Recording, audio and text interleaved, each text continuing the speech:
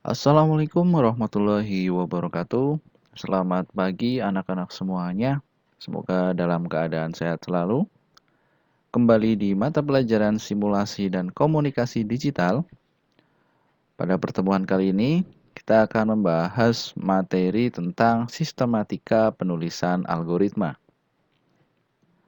Terdapat berbagai bentuk atau cara untuk mengkomunikasikan ataupun menuliskan algoritma.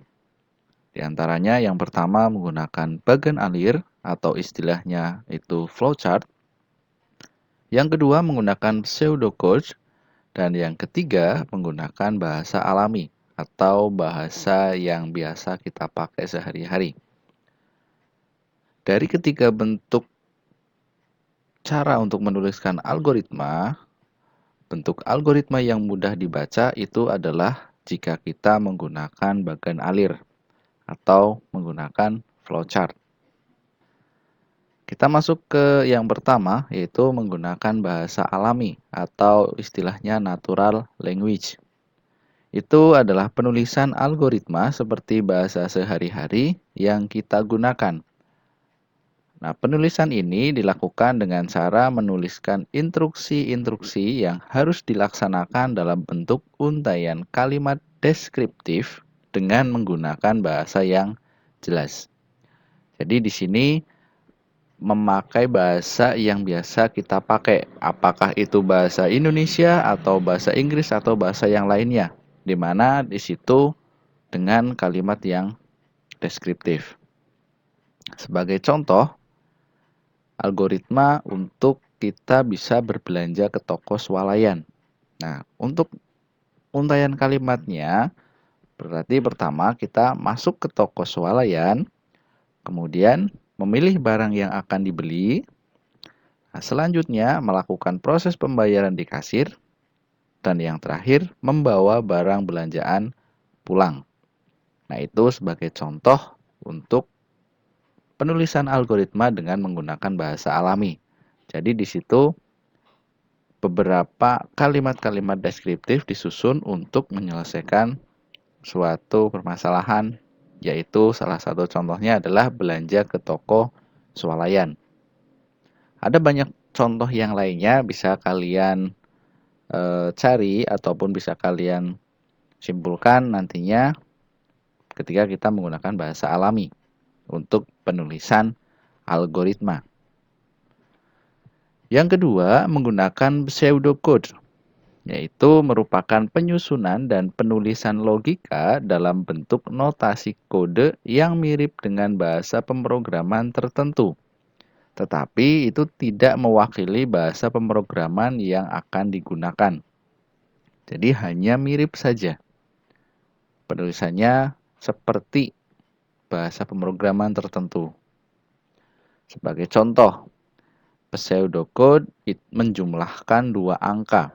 Nah, jadi penulisan algoritmanya di sini seperti menggunakan bahasa pemrograman. Nah, pasti di situ ada header, deskripsi, kemudian nanti ada outputnya apa. Contoh penulisan menggunakan pseudocode seperti ini. Jadi bisa kalian pahami yang namanya pseudocode. Contoh menjumlahkan 2 angka. Jadi di sini cara kerjanya seperti kita menggunakan kalkulator. Nah, untuk pemrogramannya hampir sama seperti ini. Begin berarti mulai, number S1, S2 sum. Jadi nanti maksudnya ada angka yang diinputkan pertama dan angka yang diinputkan kedua nantinya diapakan? Sum. Berarti itu dijumlahkan seperti rumus pada Microsoft Excel. Outputnya apa? Input number 1, masukkan angka yang pertama, nanti disimbolkan dengan S1 oleh pemrogramannya. Kemudian setelah diinputkan, kita misalnya tekan enter, nanti suruh menginputkan nomor yang kedua atau angka keduanya. Di mana nanti prosesnya oleh pseudocode di sini untuk bisa dijumlahkan dengan rumusnya sum. Ya. S1 tambah S2 atau angka yang pertama ditambah angka yang kedua. Ketika kita tekan enter, maka akan keluar outputnya atau hasil yang sudah diproses, yaitu penjumlahan angka pertama dan penjumlahan angka kedua. Nah, itu salah satu contoh ketika kita menuliskan algoritma menggunakan pseudocode. Itu contohnya yang sederhana seperti ini. Masih banyak lagi contoh pseudocode yang bisa kita tampilkan, ya. Apakah itu menjumlahkan angka atau misalkan mencari luas lingkaran atau yang lainnya. Yang mana di situ menggunakan bahasa pemrograman tertentu. Tetapi di situ tidak mewakili bahasa pemrograman yang digunakan. Apakah itu bahasa pemrograman Python atau yang lainnya. Kemudian yang ketiga itu menggunakan bagan alir yang paling populer dan mudah kita pakai, atau istilahnya adalah flowchart. Nah, flowchart itu adalah suatu bagan dengan simbol-simbol tertentu yang menggambarkan urutan proses secara mendetail dan hubungan antara suatu proses dengan proses yang lainnya dalam suatu program. Nah, di sini sebagai contoh supaya ada gambaran, kelihatannya kalian sudah pernah melihat bagan-bagannya. Nah, seperti ini. Contoh misalkan bagan alir, apakah kita perlu membawa payung? Nah, di sini itu digambarkan dengan simbol-simbol tertentu. Nanti bisa kita lihat simbolnya apa saja, fungsinya apa, nanti digunakan bagaimana. Sebagai contoh, perlu nggak membawa payung? Kan di sini mulai, misalkan kita sudah mulai, di situ hujan atau tidak? Kalau hujan berarti prosesnya langsung kita nyari payung. Tapi misalkan kalau tidak hujan, berarti di situ diarahkan tidak perlu membawa payung, setelah itu selesai atau kita bisa pergi keluar rumah. Namun ketika misalkan prosesnya mulai, kemudian kok tiba-tiba hujan, berarti prosesnya akan dilanjutkan kita untuk mencari payung. Nah, setelah mencari payung, payungnya ketemu atau tidak? Kalau ketemu berarti dibawa payung. Kalau payungnya tidak ketemu, nanti juga kita akan dikembalikan. Di sini hujan. Ya kita harus cari payungnya dulu sampai ketemu. Kalau sudah ketemu, dibawa payungnya. Dan setelah itu bisa kita keluar rumah atau selesai. Nah, itu contoh salah satu bagan alir yang bisa kita pakai. Nah, misalkan bagan alir untuk bisa kita pergi ke sekolah. Nah, berarti kan kita berpakaian terlebih dahulu, kemudian selanjutnya kita siap-siap untuk membawa alat-alat sekolah. Nah, setelah itu kita pergi ke sekolah. Ya, itu contoh algoritma bagan alir. Insya Allah banyak sekali contoh-contohnya, bisa nanti dipelajari lebih lanjut. Kemudian, fungsi dari bagan alir itu sendiri apa? Nah, yang pertama itu untuk mendokumentasikan proses menjadi lebih terorganisasi dengan baik. Seperti tadi ya, di bagan di situ akan mudah membacanya. Jika tidak nanti gimana, jika iya nanti gimana. Nah, kemudian petunjuk untuk memecahkan suatu masalah. Dan yang ketiga, untuk menggambarkan garis besar program yang akan dibuat. Jadi kalau programmer itu pasti membutuhkan yang namanya bagan alir untuk program yang akan dibuatnya. Nah, ini ya contoh keseharian, tapi kalau program untuk pembuatan software atau industri yang lain, itu pasti programnya ataupun bagan alirnya lebih rinci dan lebih panjang dari ini.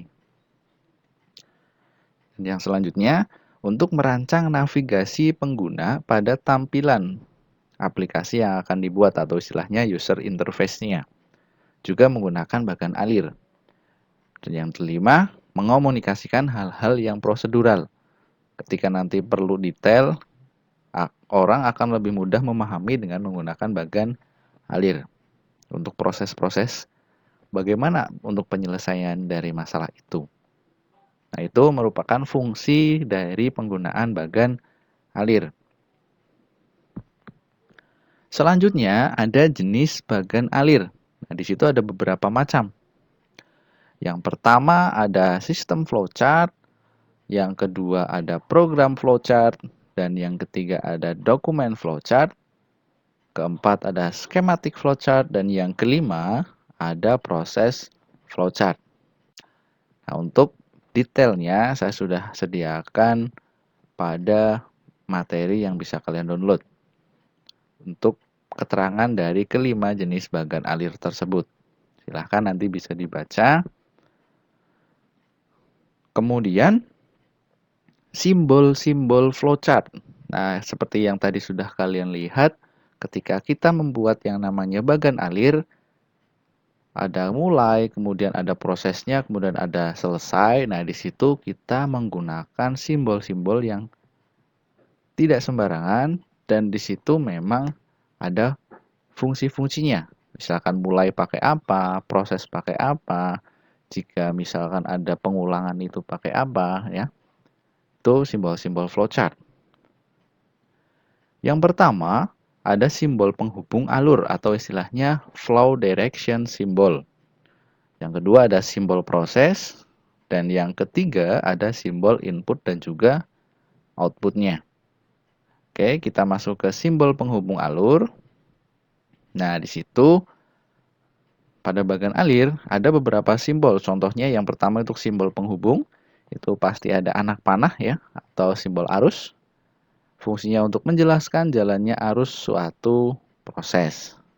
Kemudian ada lingkaran, kemudian ada simbol office connector. Nah, di situ sudah ada fungsi-fungsi dan nama-namanya, serta nanti penggunaannya untuk apa. Dan yang kedua ada simbol proses. Nah, di situ seperti tadi ada simbol persegi panjang, kemudian simbol segitiga atau simbol terminal, ya. Simbol terminal berarti seperti oval di sini untuk menyatakan awal atau akhir suatu program. Nah, di sini biasanya itu dipakai ketika mulai dan juga selesai program yang kita buat. Itu pakai simbol terminal atau terminator. Dan yang ketiga ada simbol input dan juga output. Nah, simbol input output di situ ada beberapa macam, bisa nanti kalian pahami. Sebagai contoh di sini sejajar genjang itu simbol yang menyatakan proses input output tanpa tergantung jenis peralatan. Nah, tadi kan sudah ada contohnya, bisa kalian pahami simbol-simbol yang dipakai, terus kalian lihat, oh maksudnya apa? Di situ bisa kalian hubungkan dari penggunaan yang ada pada contoh dan juga keterangan yang ada pada simbol-simbol flowchart di situ. Jadi nanti kalian ada gambaran ketika saya tugaskan untuk membuat bagan alir untuk apa. Nah, nanti kalian bisa paham simbol-simbol yang harus kalian pakai. Nah, yang selanjutnya tadi sudah kita bahas jenis-jenis cara mengomunikasikan algoritma. Dan sekarang, perangkat lunak atau software apa saja yang bisa kita gunakan dalam membuat algoritma. Entah itu pakai bagan alir, ya, atau pseudocode, kayak gitu. Apa saja softwarenya? Nah, yang namanya algoritma itu dapat membuat alur program lebih terstruktur. Ada banyak perangkat lunak yang dapat kita gunakan dalam membuat algoritma. Yang pertama, kita bisa menggunakan yang namanya Microsoft Visio. Ini yang paling banyak dipakai oleh user karena di situ bawaan dari produknya Microsoft Office. Ada Microsoft Word, Excel, PowerPoint, dan juga di situ ada Microsoft Visio yang bisa kita pakai dalam membuat algoritma. Ada Omelette, kemudian ada Yeworks Graph Editor, ada Kako, ada Concept Draw, Diagram, ada Creately, kemudian eDraw Max, Smart Draw, Glyphy Diagram, dan juga Apache OpenOffice Draw. Nah, itu beberapa software yang bisa kita pakai untuk bisa membuat yang namanya algoritma. Nah, ini untuk software-softwarenya jangan sampai tidak tahu, ya.